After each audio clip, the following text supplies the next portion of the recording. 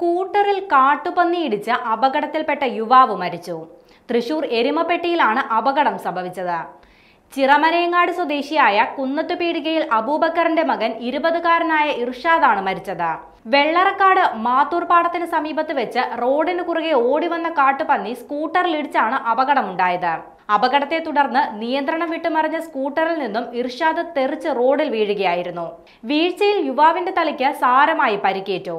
കുന്നംകുളം ദയ ആശുപത്രിയിൽ വെന്റിലേറ്ററിൽ ചികിത്സയിലായിരുന്നു ഇർഷാദ്. ആരോഗ്യനില വഷളായതിനെ തുടർന്ന് യുവാവിനെ പിന്നീട് എറണാകുളത്തെ സ്വകാര്യ ആശുപത്രിയിൽ പ്രവേശിപ്പിച്ചിരുന്നു. തുടർന്ന് ഇന്നലെ രാത്രിയോടെ മരണം സംഭവിച്ചെന്നാണ് വിവരം. കോയമ്പത്തൂരിൽ നഴ്സിംഗ് വിദ്യാർത്ഥിയായിരുന്നു ഇർഷാദ്. ഉമ്മയെ ഗൾഫിലേക്ക് യാത്ര അയക്കാനായി നാട്ടിലെത്തിയതായിരുന്നു. ഇദ്ദേഹത്തിന്റെ പിതാവ് അബൂബക്കറും സഹോദരങ്ങളും ഗൾഫിലാണ്.